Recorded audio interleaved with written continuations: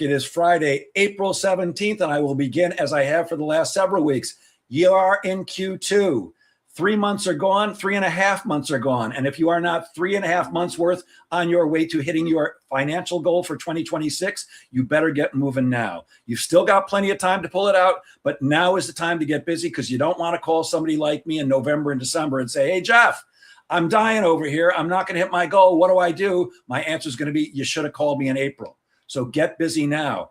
With that, if you've joined us before, you know I'm a sales coach and trainer. I work with individuals and organizations all over the world to help them increase their sales. And if you have joined us before, you know that every Friday at 10 a.m., I either do a live interview with somebody who can add value to the profession of sales, or a live training, and today is no exception. Today's guest is the agency killer. He finds clients and builds systems for people that don't want to be marketers. And boy, oh boy, am I talking to the right guy, because I don't want to be a marketer. I just want to be a sales guy, because that's what I am. Please welcome today's guest, Jack Austin. Hey, Jack, good to see you. Good to see you too, Jeff. I'm glad to be here, man. I've been looking forward to this one. As have I. Hey, Jack, before we get going with the 1,000,001 questions I have for you, could you maybe give us the 1 to 2 minute version of your background? What brought you up to doing what you're doing now? Yeah, sure. So I spent most of my 20s in the UK in the cold and wet in a corporate office working for Boots, which is Walgreens Boots. So you'll know Walgreens on that side of the pond. And I basically did all kinds of stuff while I was there. I was in project management, sales, marketing, like you name it. And I decided at the end of my 20s that I was a bit sick and tired of the corporate world. So I came to Vietnam for a short break. It was supposed to be 6 months. And then when I got here, like, it was beautiful weather, everything was cheap and fun, and beautiful women. So I met my wife and I never went home. And from there, it's like, okay, I need to figure out what I can do, because there's no corporate work out here. So I spent a bit of time English teaching, and then I got into content and content writing. I built an agency up to 50 people. I lost that agency when AI came along, and I spent most of my time not building pipeline. So I decided to go out alone and basically become a one-man band. And I did coaching consulting for the last couple of years, and recently jumped back into the agency world, because now we have AI agents. So I can run an agency that's like my 40-person strong one, but with just me and the bots. So yeah, that's my story. Gotcha. Perfect. So in the promotion for this, I promised people we were going to show people how to use LinkedIn the right way. Excuse me. Allergy season. You say that people who build a system around who they actually are, they stop chasing clients, which is what most people are doing, what most salespeople are, whether they're professional or accidental. They're chasing all day long, chasing.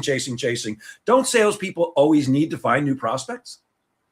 It's a good question. I think it's a two-parted question. So there's a difference, I would say, between finding prospects and chasing people, right? So of course, I use LinkedIn. That's my way of meeting new people, and I send outreach messages to those people.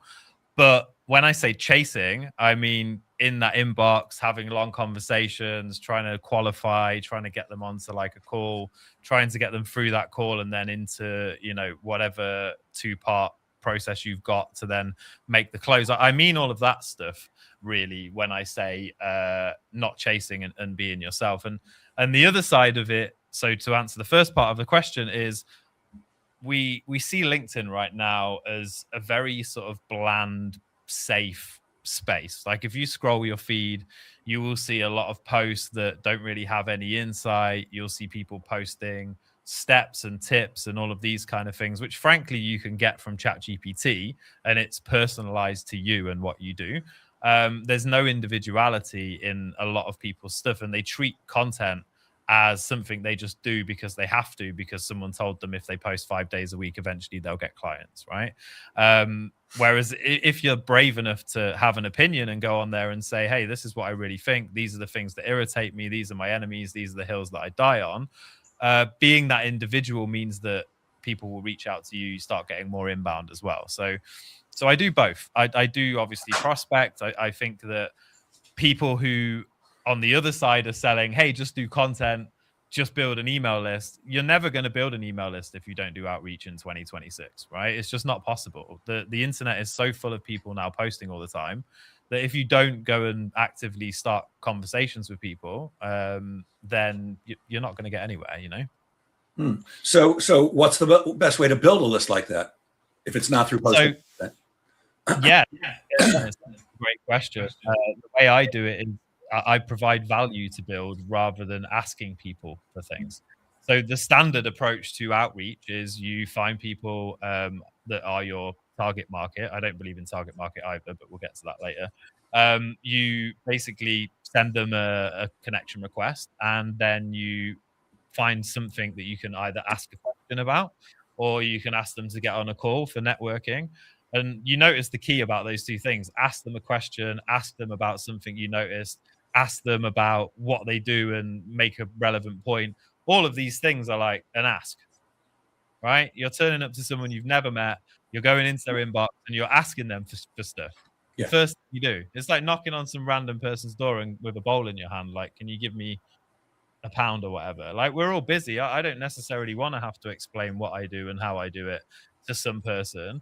And I know most of the time, even if they are genuine, it's going to end in them trying to twist it into a sale, right? Into some way. It's like the ones I get. Hey Jeff, thanks for connecting. What's your biggest business challenge right now? I'm like, I don't know you. Why am I telling you my business challenges? There's no relationship here. And like you, I know that as soon as I tell them if I have a business challenge, oh, I help people fix that. I hate that. Exactly. And everybody's sick and tired of it. So even if you go and genuinely try and network with people, there's still people just know what's coming, right? So I know because I did it and I was successful at it. Like if I go back a year, that was exactly what I did. I find people's profiles, I figure out an interesting question, I try and be at least a bit different to start the conversation, and then I slowly qualify towards a 15-minute call, right? And I've done it. I've sold high ticket that way, and I know it works, but it's also soul destroying and exhausting, and it doesn't compound. So what I now do is I will go to them with an offer of something of value that costs nothing. So what I have right now is one tool, which is the content wizard, where basically that you can go and put in your post for free, and it goes and looks at all of my copywriting expertise, the principles I follow, and also the rules that I've picked up about LinkedIn and being authentic with your voice, and it gives them feedback on that. So then every single day they're using it, they're getting value, but they're also seeing my branding, my name. And in return for them signing up, they get put onto my email list. So then they get my welcome sequence, which tells people what I'm about. And then they get a daily email from me from that point onwards. So you've created some type of an app where they can go in and use it for free. And that's what you're doing. You're reaching out to connect. And then you say, hey, here's a gift for you. Or what is it? What is that? What it is in that message where you're making that offer? Yeah, exactly that. Yeah, and it's as simple. So I don't even do anything with the messages. It's as simple as just like, hey, I've got this tool. It's what I use when I'm grading my posts before I post them. Do you want me to give you access? And people either say yes, or they say no, or they don't reply. So, and it's easy. I get about 18% of all of the people that I ever reach out to that accept my connection request joining my email list. Interesting. So you're not sending the link to the app to everybody, only the people who say, sure, I'd like to see it. Yeah, absolutely. Yeah, because I believe in permission-based outreach as well. So for me, it's like I don't just go and spam loads of people with like the message. I know I've got InMail, obviously, on Sales Navigator. I could go in there and send InMails. But what's the feeling you get when you see an InMail pop in your inbox? What do they want to sell me now? And normally it's like a list of like 750 services that they're apparently experts in, you know, and they want to help you with all of them. And yeah, so I don't bother with it. I feel like if somebody has accepted my connection request, that is them opening the door to me having, you know, sending them this message. Because LinkedIn is a business. I mean, people do get upset still occasionally, but LinkedIn is a business platform, right? Why did you accept my connection request if I can't message you with something? You know, and you usually find the people that get angry and pissed off about stuff, they're usually the ones that probably aren't making much anyway. Because if you've got a poor attitude to commerce and you're in business, I can tell you how well you're probably doing just by the way you react to me. And they weren't going to be your type of prospect anyways if they're doing that. That's not somebody who you want to do business with. But I like that you're asking them first. My thinking would have been, oh, thanks for connecting. Here's a link to an app. It's a free gift. There's no obligation. Enjoy it. Here's what I use it for, blah, blah, blah. But I like that you're saying, would you like it? Because when somebody says yes, not only are they giving you permission, but I say that's got to be a more qualified person. There's obviously some interest there. Yeah. And there's a second part to it as well. So one, there's the interest, but two, people are busy, right? You imagine sometimes, like, if I send you a link to an app, you might think it's cool.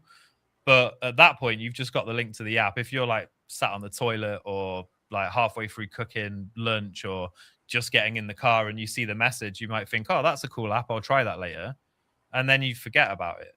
All right. So you're like, oh, you move on. You've got another 10 messages, other things to do. By me asking them and then replying, I then get their email from them and I put it into the app myself. So there's no opportunity for them to forget. Right. Like they're giving me the email as well. So it's like they've agreed. There's a psychology behind it, right? If you've read Influence by Cialdini, it's like, of course you have, right? A man of your knowledge and experience. It's like, it's one of those things where if you put someone through that, you're asking them to do something for you. So there's already a connection there, you know? So yeah. I got you. If I accepted your connection request and you just sent me a link to something and said, here's a free gift, I might not even click on it because I don't know. I don't really know you yet. And are you sending me something that's going to screw up my computer? So I mean, you could still do that after you ask permission, but I think there's a better chance. I like that. I want to come back to something you mentioned before because I've never heard that before. You don't believe in target market. Why not? Because I believe that I attract the people that resonate with me and my message and who I am. Like I don't sell to people I don't know or that don't know me. The first line on my about section is like, I don't make offers to people who don't know who I am. And I've been asked before, hey, tell me what your offers are. And I say, go enjoy my email list, find out what I'm about, or get on a virtual coffee. We can chat about it. So for me, like, and my specific business as well, let me be clear. If you're running ads, if you're already scaling, then of course you need to target people. You can't just go and like splash ads all over the place and whatever else. But for me, I build client acquisition engines for expert-led businesses, for anyone that's a personal brand, basically. So that is such a wide range of people. Like I don't need to be just coaches, just consultants, just this, just that, right? And I think for someone like yourself, right, you're a sales confidence and you know all the stuff about sales and coaching and the group programs that you do from that angle. You can help various types of business owners. You don't need to go and niche your content to that direction. And people now, they buy because they hear you talking about the problems that they have, but they also want to feel like you're the kind of person they want to spend time with. Like it's not now, oh, just solve this problem for me like it used to be. There's so much choice, there's so much variety on the market that people want to feel part of something as well. Yeah. And sorry, go ahead. And that's like my whole philosophy of how I do my content and what I share, what I put in my email list. Like, you know, I can give you an example. This morning, I got an email from a subscriber and he said, this email was brilliant. It's the best one yet. I really love how you share what you're doing, what you're working on, but you also weave in how you can help us. And then he said, however, I don't know if I like getting the daily email because it's a lot in my inbox. But either I guess I'll unsubscribe at some point or I'll become your customer, like you said in your initial email. And it's like, so by being totally honest and transparent, I think there's a refreshingness about it because there's so much BS out there. Yeah, you know? I'm on your email list, and that's one of the things I like best. There's no bullshit in there. You're saying, here's who I am. You like it, great. You don't like it, go F yourself. And I believe that's kind of my attitude in life too. But I'm not that direct on LinkedIn, and I really like how you do that. There's no bullshit, and I'm with you. I want the clients that want me, and I don't want the clients that don't want me. And I'm not here to play games. And am I correct, Jeff? You don't sell programs or things that they have to figure out. You actually do it for them, right? Yeah, that's right. Yeah. So I was in the world of coaching, and I do still have a community where I do like weekly sessions. Is that the Authentic Navigators?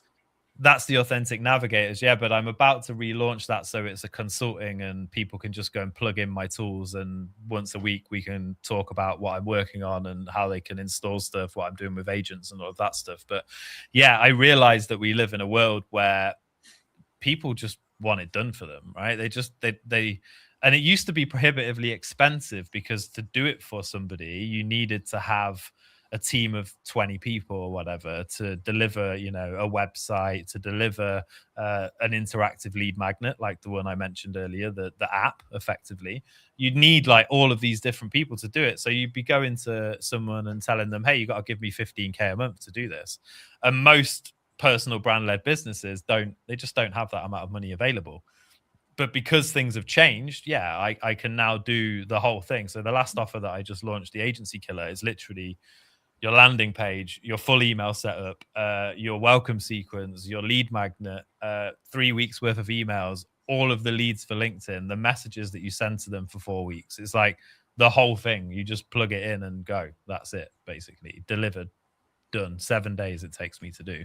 Wow. Hence the Agency Killer, right? Like, because if you're an agency, you should be shaking in your boots when there's not just me coming along with AI agents. There's many more people doing it, you know. And you're able to do all that now. What took 20 people before on your own because you're using AI. Absolutely, yeah. With the only caveat of I still have virtual assistants because of LinkedIn's rules of automation, right? Like I know, you know, things like sending the messages to people that you can. There are tools out there on the market, but I don't recommend them because I've had clients insist on using them and then lose their accounts. And then there are other things, you know, like I don't use AI to comment on people's posts. I do it myself because I believe that it's front facing and there's so much value in doing it well, you know. So yeah, so but I use AI for all of that other building work and website work and all of that stuff, and yeah, it is really powerful now what you can do. So then if you are a coach or a consultant or an expert led business, you can just go and coach, consult, do the thing you do and not worry about the marketing and the client acquisition process. Yeah, that was always the trade-off before. Gee, I want it done for me, but I don't have $30,000. So let's do it together. And, you know, I'll pay you $15,000 and I'll do some and you'll do some. But, you know, if you don't have the expertise and you don't have the time, then you can't get it done. So having a DIY, a DFY done for you that's affordable is a score and a half. I wanted to ask you about something else. You posted about a month ago that, and as soon as I read it, I'm like, what? You know, got a little cognitive dissonance going. You said that sales calls burn trust. What does that mean? Yeah, so again, this is something that was based on my own experience, and I usually create content and post things based on my own experience. But I used to do the whole, right, I'm going to get you on a 15-minute call. And in that 15-minute call, I'd do the classic, oh, hey, you know, I'm Jack. This is what I do. I'm going to decide in this 15 minutes if I can help you. And if I can't help you, I'll, you know, refer you to somebody who can, like that old sort of vibe. And then I would do the, you know, where are you at now? Where do you want to be? What's holding you back? And then I'd give them some homework to do, like a little commitment. Go and do this. We're going to have a 1-hour call next. And in that 1-hour call, I'm going to give you tons of information so that you can go and either fix the problem with me, or you can go and, you know, there's value there anyway, basically. And then in the 1-hour call, we would get super vulnerable and really dig into like what was causing their problem. So it would usually get, you know, semi-emotional for them. They'd have to admit usually that there were things that needed to change, because if you keep doing the same things, you're going to get the same results. And it was like a really like not semi-uncomfortable experience. And as you know, sales is about making people uncomfortable in some way, not always, because when you make people uncomfortable, they want to change, right? Sure. People don't want to change if they're not uncomfortable. So you have to like bring them to the reality of, hey, if you're just sending 5 DMs a day and posting every day, you're never going to get sales. It's not going to work. You're going to have to do this. And we need to face into what does it mean if you don't do anything about this, so they can see the gap, right? And I just found that once I'd had an unsuccessful call, so they decided not to move forward or whatever else, if I then reached out to them a month later or 2 months later with some other piece of information or just to check in, ghost, silence. And I figured it's because it could just be that I was awful at it, but I did close people. But I figured that it's because they've been so open and so vulnerable about their world, and then they've gone, no, I'm not going to do it. That when you reach out again, it's almost like meeting someone that you had a one night stand with.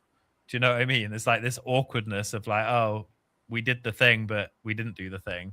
I'd just rather forget about this person now, you know? And that's what I meant by that post. I gotcha. Okay. And I was on your website and I saw something, and I like the sound of it, but I'm not sure exactly what it is. I mean, I have an idea, but what is authentic positioning? I love the word authentic. What is authentic positioning?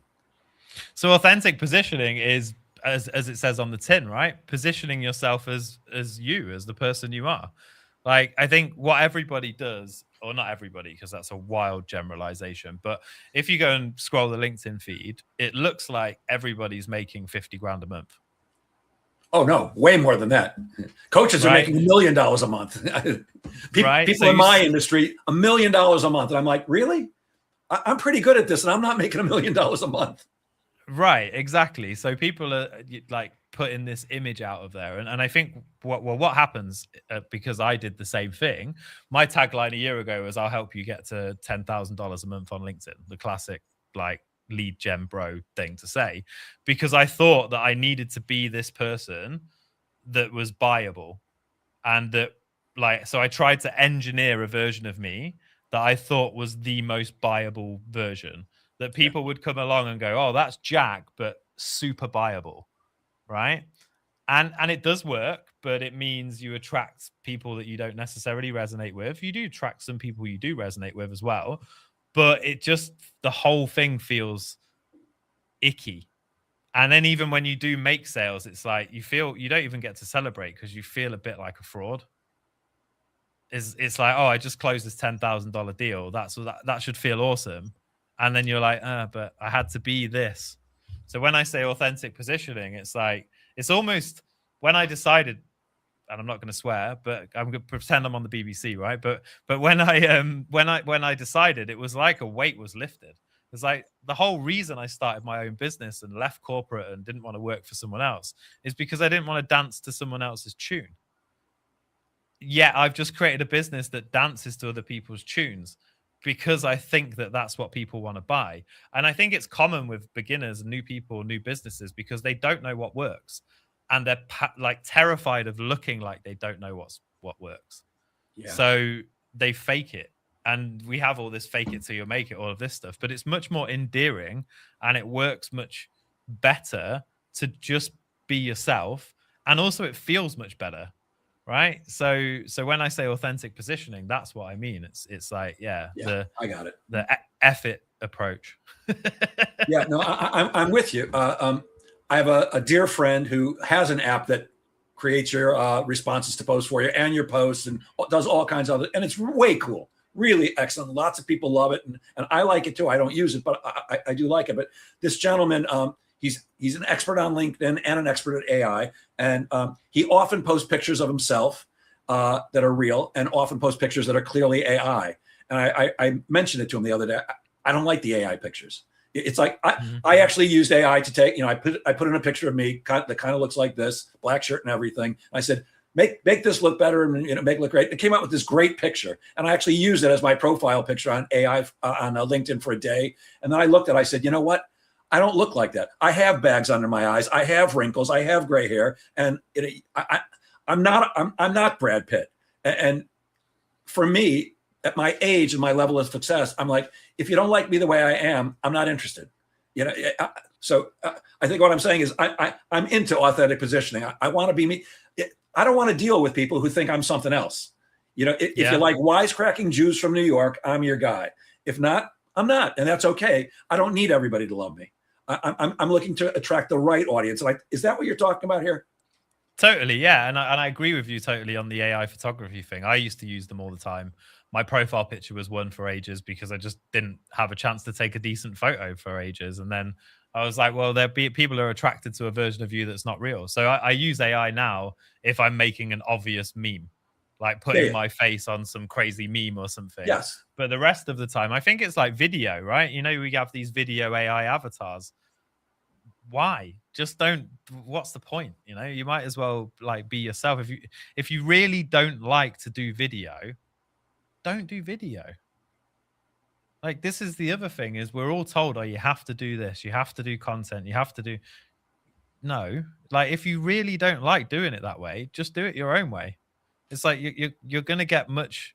That's why my banners like have the conviction to do it your way, right? Because it's like, just believe it and go and do it, and who cares, right? Like, if it works, then it's even better because you've built it as you know. Yeah, Zoom was sending me information recently. Oh, create your Zoom avatar, and of course, like, shiny object. Okay, let's click on that and see what it does. And I did it for about 5 minutes. I said, wait a minute, what am I doing? Why do I need an avatar? I'm me. So I'm with you 1,000,000%. Things change quickly, especially in the world of AI, for sure. But LinkedIn also seems to be changing by the minute. There's a new thing. Well, depends on which expert you listen to, and everybody's got an opinion. But the algorithm's doing this now, and this is getting that. What's one thing that maybe worked 3 years ago that is not working today? Yeah, it's a really good question, and I agree with you. The whole algorithm thing is like, yeah. Anyway, that's probably a whole other topic we could go in ourselves. What worked 3 years ago that doesn't work today is just posting ChatGPT generated content with no original thought behind it. Like, you could just get away with it because it was so new. So many people weren't using it yet. Yeah. Nobody could recognize the patterns. Like, you could get away with it, and it meant you could scale content and be able to get leads from being more visible than everybody else. But those days are long gone. And in fact, now I would argue that it damages your brand more than it improves it, And that's not saying that not to use AI, because every post I ever put out is AI generated, but there's a process behind it. I probably still take 20 minutes to write a post, sometimes longer. Still, really? Even it with take AI. Me that long, but it's not. I can tell you this for sure. I also use AI to generate my posts, but I never post what AI spit out. There's always editing done, because every time I use it, it gets better and better and closer to me, but it's not me. And like you, I want to be authentic me. Somebody asked me recently, are you using AI to generate your posts? I'm like, I do, but that's just the basis. It's still got to be Jeff, because like you, I want an audience that wants Jeff, not what AI has created about Jeff. Because it's like when you meet a woman and you start dating and you're on your best behavior, and then once you get comfortable, she comes over and you feel comfortable farting in front of her, or like that. And that's the point I want to be at. I want to fart in front of my clients. Yeah, I'm with you, man. Like, it's one of the things. It's like that could be on a t-shirt. We want to fart in front of our clients, but like some people are so ashamed of it. It's incredible. I don't know how many times I've heard people say to me, oh no, I just use AI to proofread. No, you don't. I can see like constant tells all over your content that this pattern, it's not A, it's B, it's the anaphoras, the not A, not B, just C. Like, all of these things, I can see it all over your stuff. Like, why lie about it? And can you imagine that, being ashamed of using AI so much that you just tell, I just use it to proofread? My favorite is the M dash. Yeah. I mean, I don't know how to do that on my keyboard. Anytime I see a post with an M dash, I'm like, oh, you didn't write that. And people say, oh, I always use an M dash. I always use the dash, because exactly what you said, I know where the dash is. It's next to my 0 on my keyboard, right? I don't know. My keyboard's Vietnamese. I don't even think I have an M dash on it, to be honest with you. There's no M dash on mine, at least not that I know of. I actually was reading a book, a real book, and there were M dashes in that. I said, did this guy write it with AI? Apparently authors use M dashes for some reason, but not you and me, that's for sure. What's, in your opinion, what's the difference between conviction and confidence in business? Yeah, so that is a really good question. And the conviction thing came out for me because it was my word of this year, right? This was what I was going to do this year. And I always have like a one-word intention for the year. I say always, for the last few years I have. And this year, after doing like my reflection and sort of envisioning at the end of last year, conviction was the word that came out. And so the reason for it is, confidence means you want to know that something is going to work before you do it. And I think all business owners are in this place. They're like, I want to know that if I go and learn how to do this thing or this posting style or this right email marketing, whatever, I want to know before I do it that the process I'm learning is going to work for me exactly. Right. And what it does is it makes people just sit and procrastinate because they'll start something and after 2 weeks or 3 weeks, it's not working. And they're like, oh, well, mate, I haven't got confidence in this, so I'm not going to do it. Conviction means you pick something. If it feels right, you just keep doing it. And you might not get any results for 1 month, 2 months, 5 months, a year, whatever. But you have the conviction to keep doing it anyway. Gotcha. Okay. And of course, the name of my program is the Sales Confidence Lab. So now I'm thinking, should it be the Sales Conviction Lab? I'll work on that one. Something else I saw in a post which tickled me, and I'm an old guy with the brain or the sense of humor of a 14-year-old. And I saw the word listicle, and of course I immediately thought, oh, testicle, which is funny to me. What is a listicle, and why do you say steps are dead?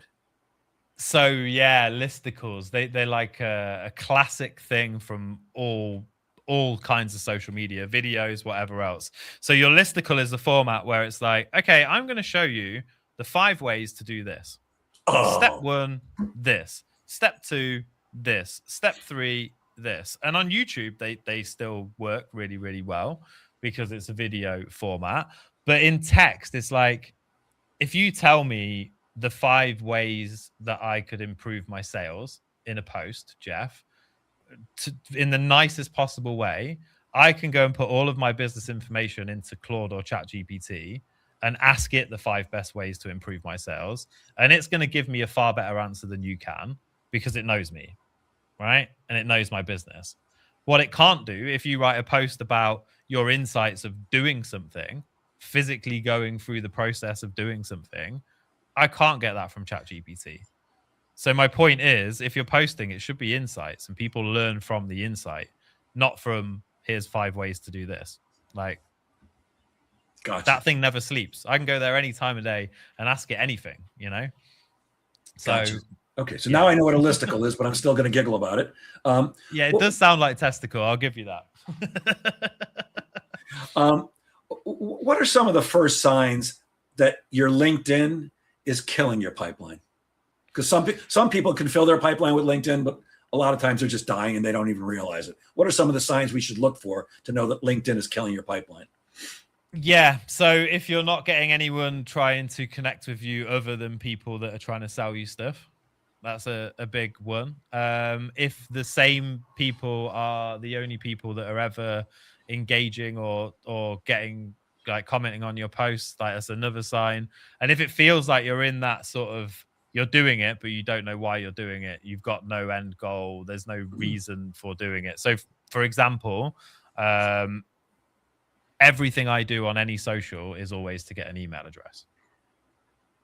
Say that again. Everything you do on social is to get an email address. So if I start to notice I'm not getting as many email addresses, I'm like, okay, how do I get more email addresses? And I think a lot of people, they don't have that. It could be discovery call. It could be someone filling in my form. It could be whatever else, but they don't have that goal. So then they just go into social media and post things and send messages to people. And there's no overarching thing.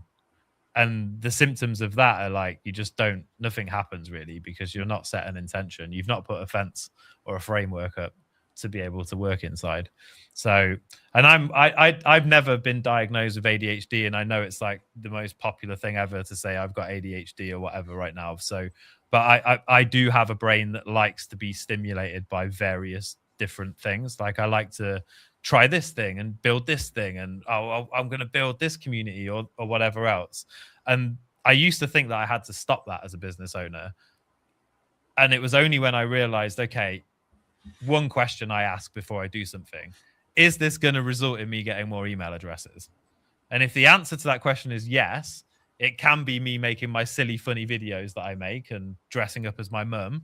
But if it's going to get me more right? If it's going to get me more email addresses and I enjoy it and it gives me something to do, then I'm on it, right? But if it doesn't, then I don't do it. Gotcha. I can't remember whether I got this from your email or you just shared it with me, but tell us about the Am I Forgettable tool, because I really like that. Yeah, so this is one of the examples of what you can now do with AI agents, right? So I built that tool fully with an AI agent. And the idea of it is, because we have so much AI content out there now and so many people are using it, how easy would it be for the internet to totally forget who you are and AI to take over from you, basically? So I built this tool where you go in, you put your name, your LinkedIn profile, and it starts with your profile, but it goes and scans the internet for your presence. So it finds all of your other socials, any blog you've got, anything else like that, comments, all this other stuff. And then it comes back and gives you a score of how easy it would be for the internet to forget who you are. And so far, people are enjoying it. It's a bit tongue-in-cheek. It's got some of my humor and comedy in there. It's certainly harsh. Like, it might bring a few tears out at the end, but it is one of those things where, you know, it's not it's just something that's quite fun, but also gives you a bit of insight. So yeah, I built it in about 4 hours earlier this week. Wow. Yeah, so it just shows you what you can do. So if you're rolling with PDFs and thinking that it's going to get email addresses or clients through, it will, but it's not enough, because with my tool, they will use it, and then when they use it, it makes them remember something, you know, Gotcha. or makes them laugh. And if you can make someone laugh, it's almost as good as being, you know, super handsome or pretty or whatever, which unfortunately, you know, I'm not blessed with that, but I can be funny. me either. And yes, that's why I was forced to become funny. In fact, tomorrow night I'll be doing a comedy at a club here on Long Island. Nice. Yes, I also don't have the looks. I'm almost embarrassed to admit this, but I don't really understand what an AI agent is. I know what AI is and I use it, but I don't know what an agent is. So could you tell us, what is an agent, and how do you use AI agents to get 10 leads a week from LinkedIn? Or maybe you've already answered that with the app, but what is an agent and how do we use them? Sure. Yeah. So the difference really is, like, if you imagine ChatGPT or Claude or all of the things you're using, it's a brain, right? So you're going to it with your hands and you're talking to it and you're getting ideas, content, landing pages, whatever, all of this stuff from it. And then you're having to go and take that and post it here, or like build the website and put the copy on it. It doesn't have any hands. It's just a brain. Okay. An AI agent has the hands, right? So I can go in and I can say, hey, I want to build this website, and it can build the website, but it can also deploy the website. It can do like the DNS records in the background, and physically by API, which is just like the way it plugs into all these other systems, it can physically go and do that stuff for you. So for example, I just built an intake form for the Agency Killer, and usually you'd have like an onboarding form, right? And you'd have to go and get Zapier to send you an email when someone fills it in, and you'd have to build all these automations in the background. I didn't have to do any of that, because I just told the agent, this is what we're going to do. And the agent built all of the forms, all of the website, all of the integrations. It even has an AI questioner that asks them deeper questions and tries to pull their brand out, and then puts all of that data into a Google Drive for me. So I can, and it enriches it by scraping the internet afterwards. And then I can just go into that intake call with all of this information and fill in the gaps, right? So that's what an agent is. It can do all of those things instead of you having to do them. So if I'm hearing you right, and please correct me if I'm wrong, like I have a landing page for my program, the Sales Confidence Lab. My VA built it, said he could. I've fixed it, but I'm clearly no graphic designer, and I know the landing page is not great. Are you telling me an AI agent could create that page for me and actually make the changes, not just change this, do this, and then I have to do it? Absolutely, yeah. So where do you get the agent from? I've got ChatGPT. Where's the agent? It's a good question. So what I use is it's a skin, and we might get a bit nerdy here. So it's a skin over Claude Code, but you can plug in various other API AIs in the back end of it. And the one I use is called NLC. It comes from a guy that I've known really well for quite a few years here. And it's basically like, have you heard of OpenClaw? OpenClaw? No.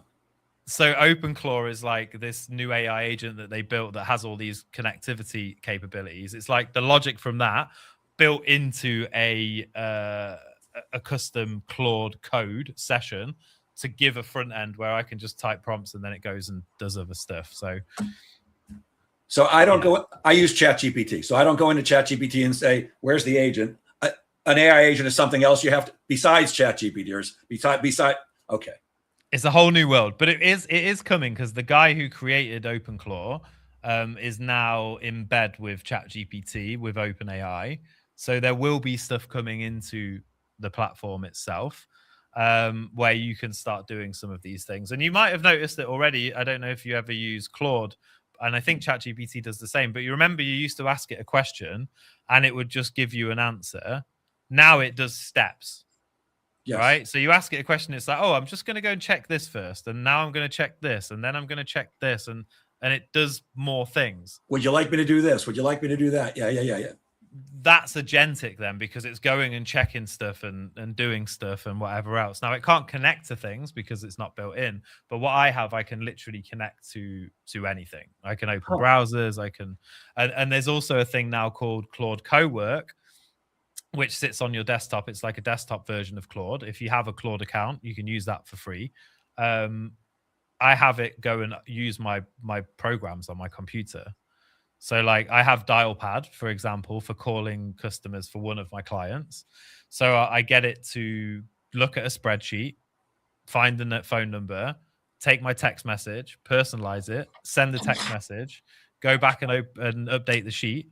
And I set it to go before I go to bed at night, because I'm in Vietnam, as you guys, like I said at the beginning. So that's US daytime. He's a US based client, and it just texts people all night for me through Dialpad. And then I wake up in the morning and it's like, people have messaged back, but calls. Yeah. So the future has arrived when it comes to that. And it sounds like Jeff needs to figure out how to get an agent, because I spoke to somebody, a referral, who designs websites and landing pages the other day, because my landing page does suck and I know it.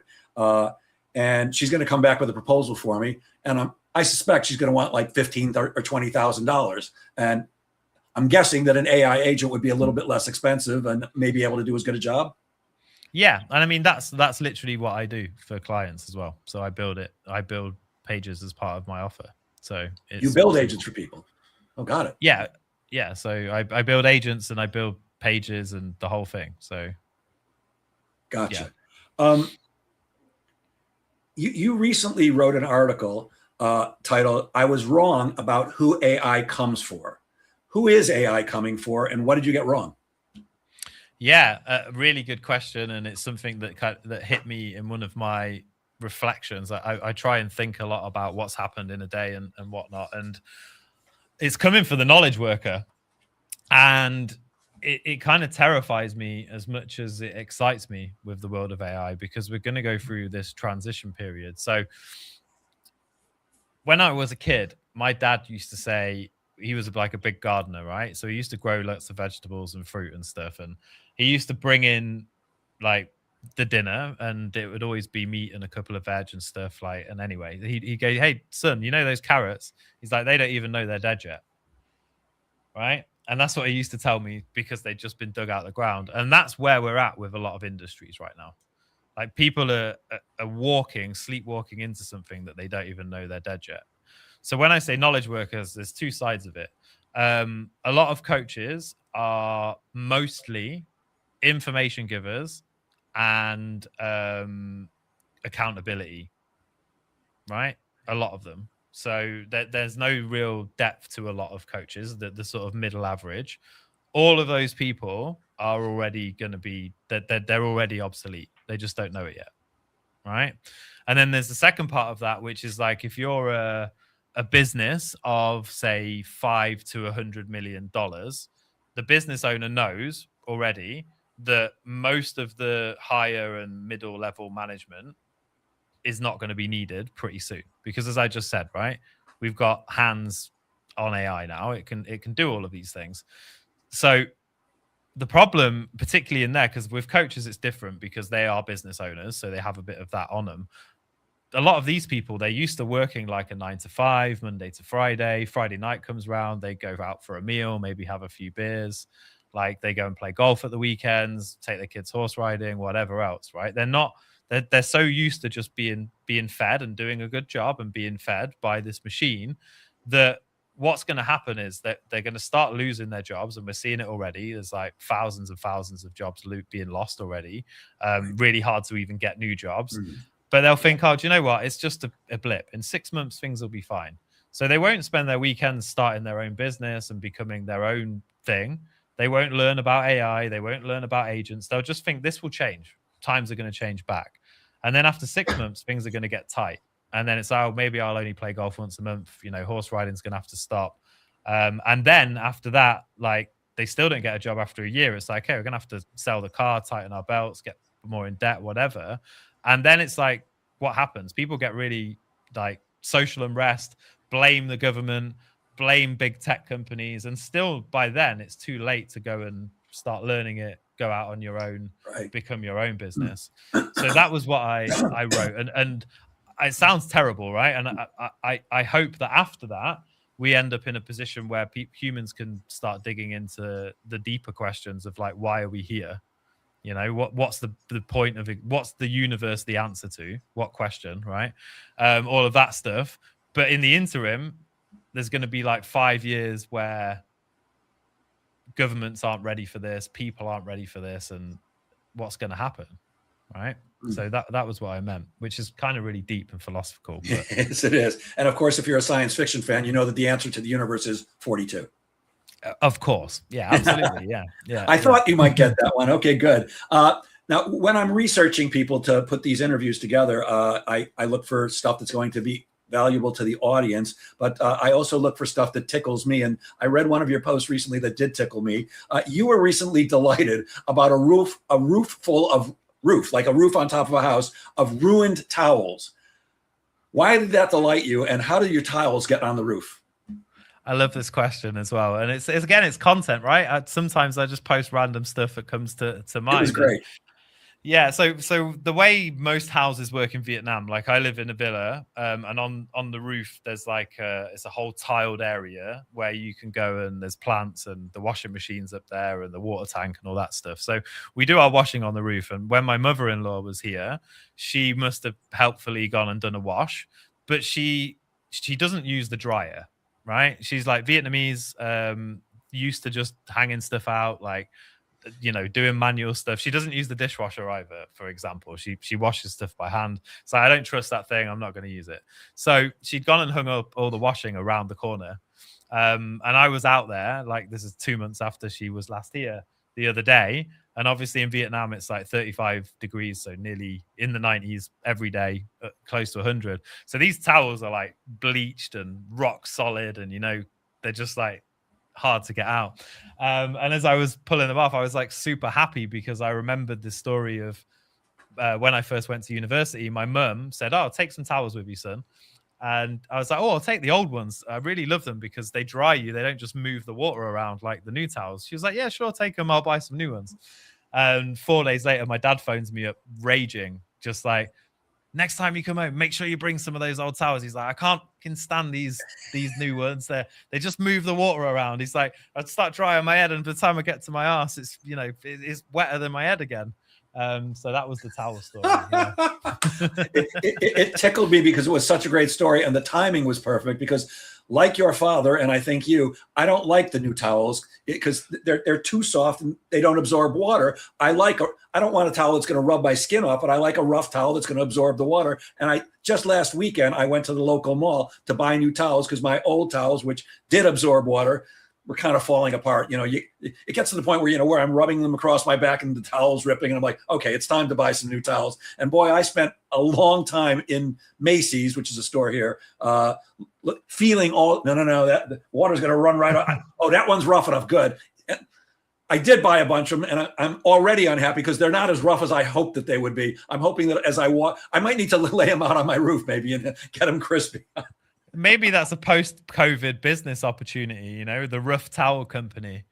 You know, like, do you remember they used to stonewash jeans to make them look like, you know, warm? Maybe there's like a stonewashed towel situation where they just hang them out to dry. Or they cut the jeans to make them look like they've been wearing for forever. I've got a comedy friend who's a very good comedian, but he always wears these, you know, jeans with like rips in them. And I always love to yell out from the audience, "Can't you afford some real jeans?" He always appreciates that. we all love to tease each other. Most people want more engagement on their posts, but you say engagement does not convert. Opinions do. What do you mean by that? Is that more of being you? Tell me about that. Yeah, it is more of being you, and it's also looking at the wrong metrics. So most people, when they think about engagement, they think about likes and comments, right? So it's like, oh, how many comments did I get? How many likes did I get on that post? You know, that's engagement. I want more of that. I've, in the past, used to get a lot more engagement than I get now, but there's two different metrics that matter much more. So if you ever click into LinkedIn, if you go into your analytics, it gives you like a list of stuff on each post. And there's two things on there. One of them is profile views, and one of them is followers. So you can see on every post who viewed your profile as a result of what you said and who followed you as a result of what you said and done. So those metrics are actually much more important than engagement, basically. I see. The other thing is that, so now a lot of people will reach out to me in my DMs that have never liked any of my posts and never engaged on anything, because I say things that most people won't say. They're sort of a bit scared to like be in with me on it. You know, they don't want to put their hand up and go, "Oh yeah, like I agree with you," and then people will see it and they're like, "Oh look, they agree with it, and he said this thing that I wouldn't say," or whatever. So, but they do then start to get into the inbox, and I never got inbound leads before, probably even before January this year, ever. And now I get them like every week. People message me every week saying, "Hey, I love what you post. I really resonate with it. I'd love to find out more about what you do and how you help people." And I say, join my email list, or let's have a virtual coffee. So, and that I have way less engagement. Sometimes I did a post a few weeks ago. I think it had like 200 impressions, 2 likes, 2 people messaged me, say, "I really resonated with what you posted. I'd love to get on a call with you and find out what you do." So it's counterintuitive. And it's easy for, like, imagine if I was a knowledge business and I said to you, "Hey, come on, guys, join my course. I'm going to show you how to get less likes and comments." You're going to be like, "What? Why would I want less like? I don't want to pay you for that." Yeah. So it's much easier for the big guys, the people that have already built their followings, and fair play to them because they started years and years ago. They've been in social for a long time. It's easier for them to sell, "I can get you more likes and comments." And it's easier to get more likes and comments because you just post that, like, you know, saccharine rubbish that people are going to like and comment on. So likes and comments feel good, but they don't really do anything for you. If somebody's going to follow you or goes to your profile and check you out, there's some interest there. There's something that's spurring them on. Exactly. Yeah. You want to make people feel something. And if they feel, you know, if they feel like they don't like you, that's better than nobody feeling anything at all. Got it. Now you said something else that kind of blew my mind and goes against mostly what I teach salespeople, especially when it comes to email marketing. So, you know, you can send out 1,000 emails at a time, you know, generically, dear Jack, blah, blah, blah, blah, blah. And you can write an email that appeals hopefully to a large quantity of people. But my belief is I'd rather send out 20 personalized emails than 1,000 bland ones that are going to get no response. But you're saying personalization is dead. Explain that. Yeah, again, it's a good question and another counterintuitive one. So the reason that personalization is dead, and I was referring to LinkedIn and to DMs specifically when I said that, is when you, probably emails actually though as well, if it's not like a newsletter, when you send someone one of these messages or emails, it's like, "Hey, I saw you do this thing. I noticed that you changed this job in 2020, whatever. Like, oh, I used to do this as well." They just assume you use ChatGPT to do it anyway. So the better thing to do is to give them something, like I said right at the very beginning. It kind of brings us full circle. Instead of going, hey, I noticed this thing about you and you do this, this, and this, and that's really amazing. Can you tell me more about it? Again, ask. Don't ask. And when I do that, the only thing I personalize on my messages or my emails is first name. That's it. Nothing else. Got it. I keep checking the time. We're quickly running out, and I could talk to you all day. Let's use this one as the last question. What is a content pillar? I know what content is, but what's a content pillar, and why are you against content pillars? Oh man, so it's used as an excuse a lot for why people don't write content. They're like, oh, I need these content pillars, and they become like the 5 things you always post about. So for example, for me, my content pillars could be lead generation, AI, marketing, LinkedIn. Right. So I spend all this time writing these content pillars, and then I spend all this time figuring out all the topics I can talk about under each content pillar. And then I start like strategically going through each of these pillars to post about those things. Right. That's what I mean. And it's a concept that works for big companies, for corporations, for even 50-person businesses. But if you're a personal brand, an expert-led business, it's going to be old. Like out of date, like it's like the dead internet, all of this stuff. And again, people can just go get that stuff from ChatGPT. So that's what I meant. And I think sometimes that's an important distinction, is a lot of people get marketing advice or sales advice that's meant for a totally different type of operation, and they apply it to themselves as a personal brand. Personal brand attention is, like Oscar Wilde, right? That's, that's attention is the currency. But it's how you get that and you manage that. So, yeah. And it's certainly the currency today. There's no doubt about that. Jack, I could talk to you all day, and it sounds like I might need to be your client. But before we go, I'm going to share my screen. Would you tell people how can they reach you if they're interested in hearing more about what you do, or possibly doing business with you? And the people who can see this live right now or watch it on the replay can see it, but this will get converted to a podcast. So please spell it out for people. How can they reach you? Sure. Yeah. So the best way to get in touch with me is to send me an email at me@jackamaustin.com. So me as in Emmy. If you want to know more about who I am and what I do, then go to my LinkedIn. Again, it's Jack A.M. Austin. So easy enough to find. And then my newsletter, which you will find through my LinkedIn page, is on Beehive. So the best thing to do would be to go to my LinkedIn, and you'll see my tools there as well if you want to use those. Got it. And for those who are listening, Jack A.M. Austin is JACKAMAUSTIN. Jack M. Austin. Find him on LinkedIn. Jack, thank you so much for sharing your brilliance so generously. I really appreciate it. And I will end as I always do. Gang, please remember that sales is a game of making things happen. Get out there and make sales happen. Have a great weekend, everybody. Have a great weekend, Jack. Thanks so much. Thanks, Jeff. Thanks for having me.